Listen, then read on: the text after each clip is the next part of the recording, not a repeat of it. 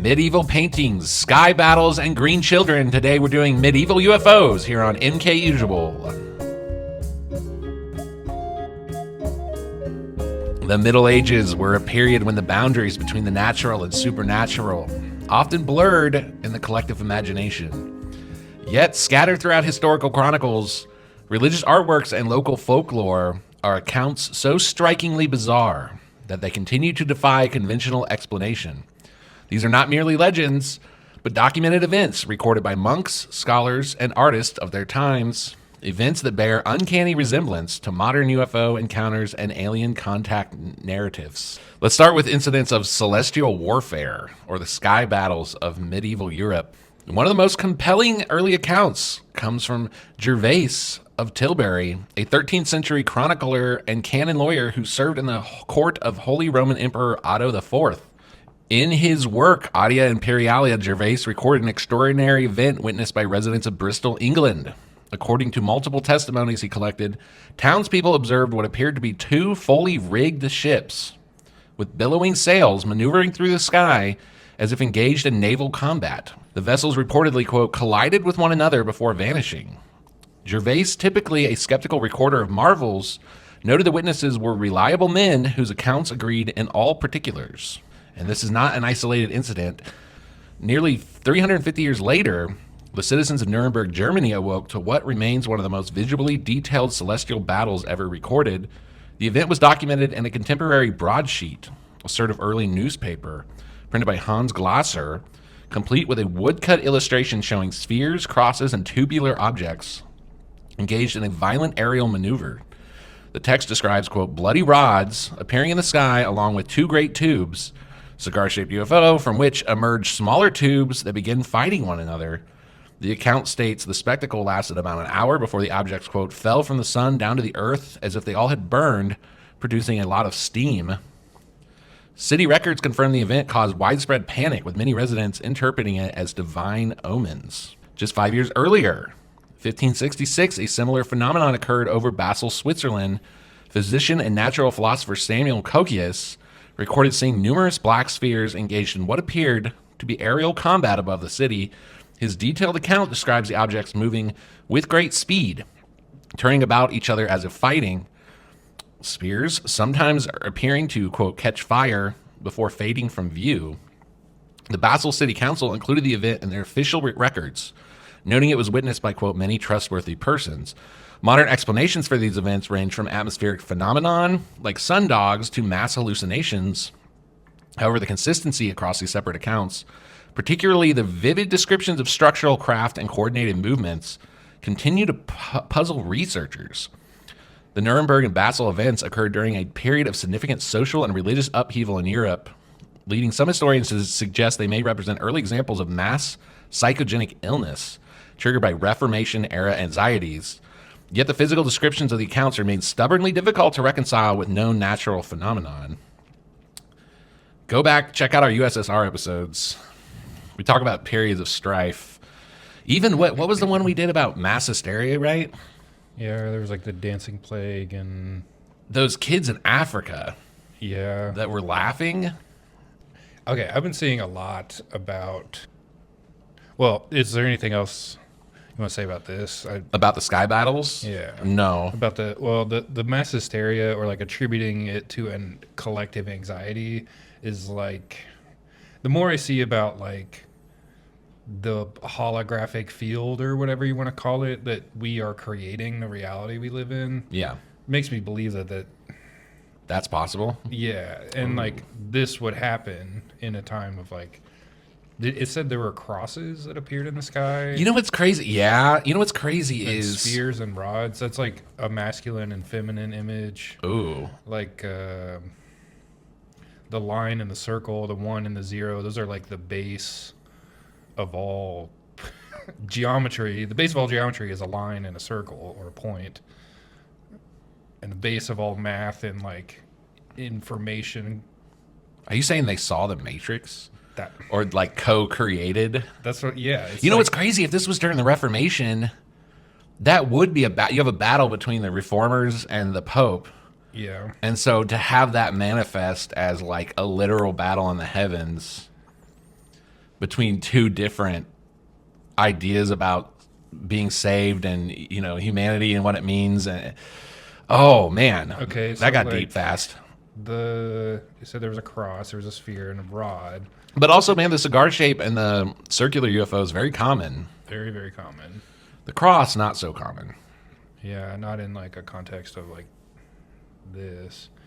I don't know. So, have you ever heard anything about, like, in terms of the Holy Trinity, the cross represents the Son of God, and that, like, in this kind of abstract symbol, like, the Father would be the rod, it would be the phallic, and is the Holy Spirit ever, like... I've never heard of the Father being a rod, but well, I no, mean, I okay. just mean, like, not like that's literally been said. I'm just kind of like thinking abstractly about Yeah, this. well, I guess, okay, if you Would want the to... Holy Spirit, like the thing that gives life, that you could interpret it that way? I would So say... that would be like a feminine thing, like of birth. Yes, or the I don't circle, know. or the circle could. I think a triangle is feminine, but like Yeah. a circle. I mean, okay, so the Holy Spirit's usually a dove. Okay. I would think. Some kind of bird, like when Christ was. But the idea of it being like a presence, like an orb. I see what you're saying. Man, that got me all fired up. But I think you're right. I think this is if it's not aliens or whatever, or if it's not the idea that they're psychically projecting and working with the hologram. I wish I had known that during our Russian episodes. Let's move into part 2, divine or extraterrestrial UFOs in medieval art. So the artistic record of the Middle Ages and Renaissance contains numerous depictions of anomalous aerial phenomena that bear striking resemblance to modern UFO reports. These are not marginal doodles, but carefully rendered elements in major religious works by respected artists of the time. I'm going to throw up one, Madonna with Saint Giovanni. This is a famous one. You see there, you got the Virgin Mary. I've seen this one. You got something there. You got a sky ship of some sort. This shows the Virgin Mary with the infant Jesus, while in the background hovers a disc-shaped object emitting rays of light. More remarkably, a man in the lower right corner stands shielding his eyes as if observing something intensely bright. Art historians traditionally interpret this as symbolic representation of divine light, but the distinct saucer shape and the witness figure have led some researchers to suggest it may depict an actual sighting. Now, I wonder, why is it all got to be different things? What if people just saw these, you know? Here's another big one. You probably have seen this as well. This is the even more compelling, the crucifixion fresco from 1350 at a monastery in Kosovo. In the upper corners of this Byzantine-style masterpiece, two figures can be seen riding in what appear to be cylindrical, cockpit-like vehicles with distinct propulsion streams behind them. The figures grasp control mechanisms while their crafts move through stylized clouds. While some art historians argue they represent the sun and moon personified, the mechanical details are unprecedented in traditional iconography. It is odd. It is odd that they look like aerodynamic. Next, Carlo Crivelli's The Annunciation presents another puzzle. The painting shows the Archangel Gabriel appearing to Mary, but instead of the traditional dove representing the Holy Spirit, a piercing beam of light descends from swirling cloud formations, strikingly similar to modern descriptions of UFO propulsion. The beam's angle and intensity are rendered with such physical precision that it stands in stark contrast for the more symbolic representations of divine light common in other works of the period. There she is. That is... It goes through...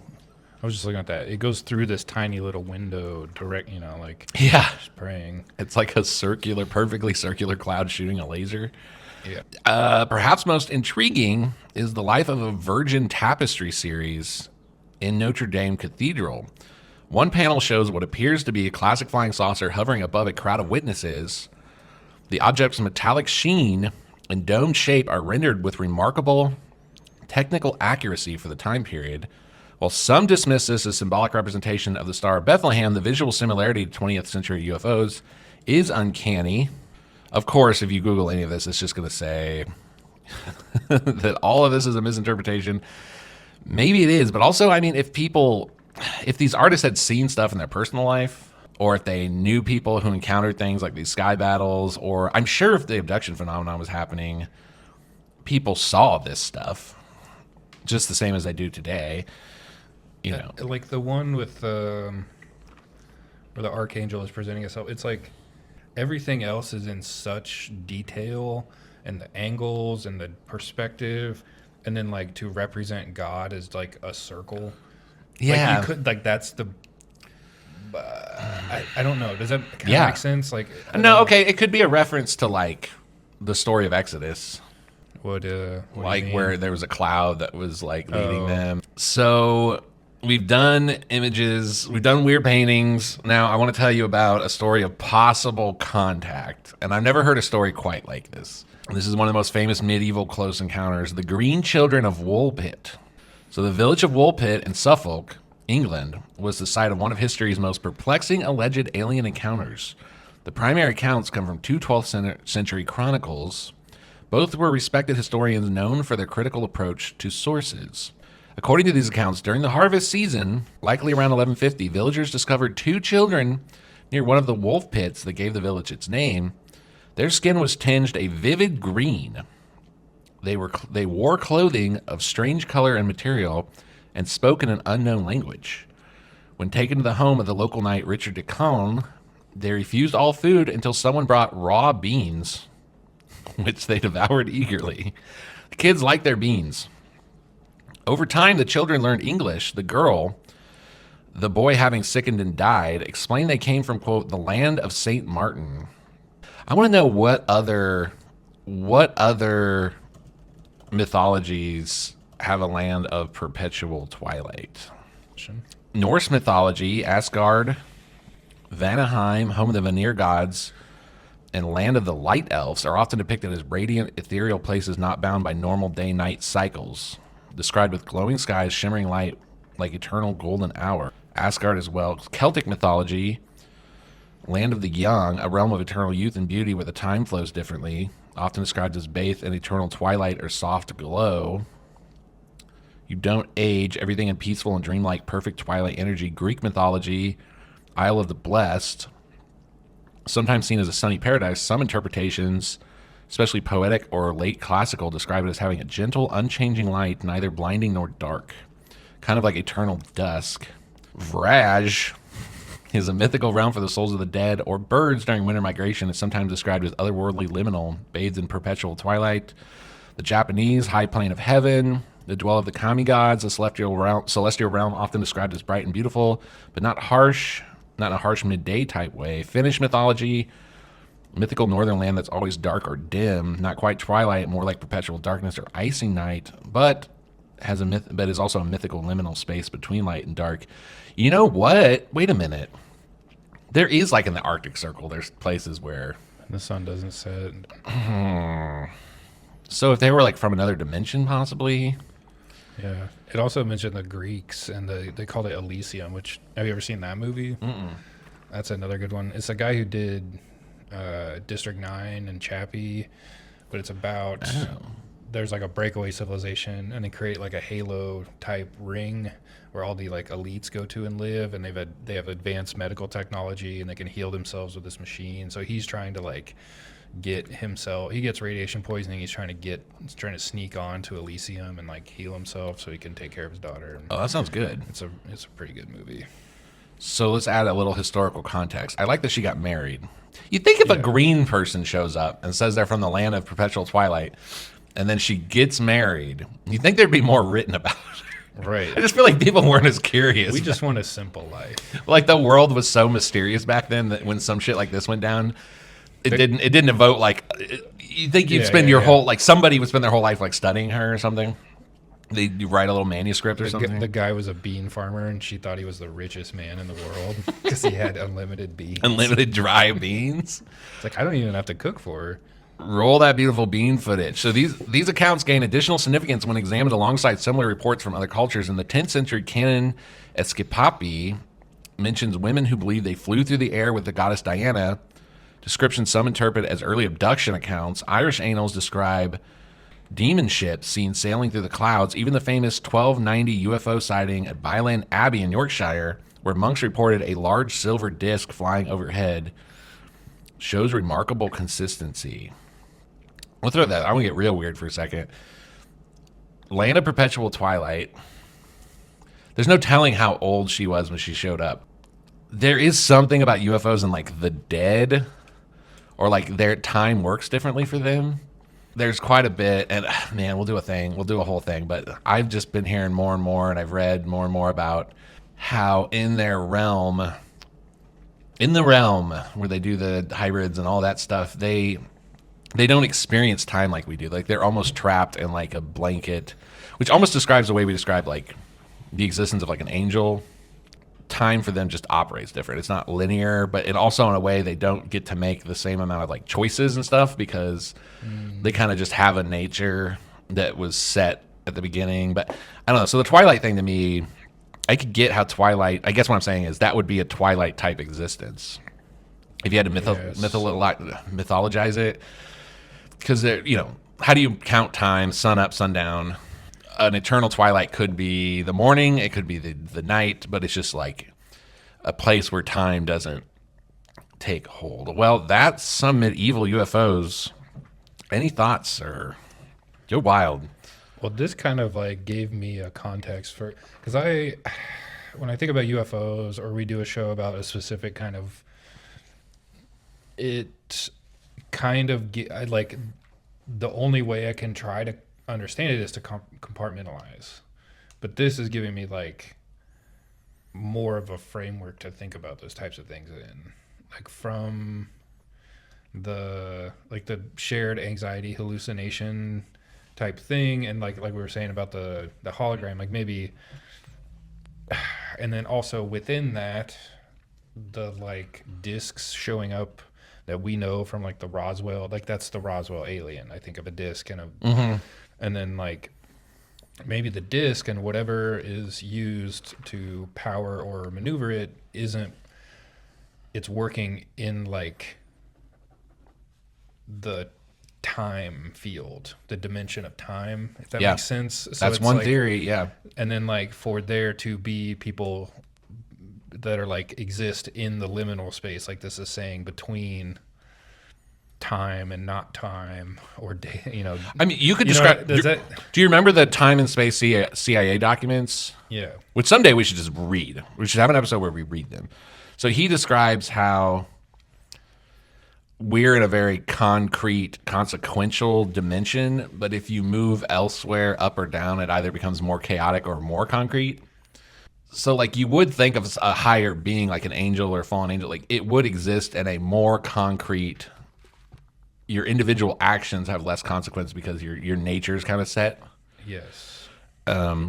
This whatever dimension we are in seems to be the Goldilocks zone, so to speak. Right. Of like having to confront chaos, but also being able to. That chaos offers change. And it offers consequence for your choices to like temper your spirit, so to speak, which is like a common. So you could say scientifically, science kind of matches up with this Twilight Zone idea. Yeah. Man. Oh, what is it? What is it? We're gonna crack it. We're gonna be we're gonna be the ones that crack. It's like you continue because when you're done, I'm done. All right. Drop your favorite green person below. What's your favorite dried bean? Mine's Pinto. I'm going kidney. Be good.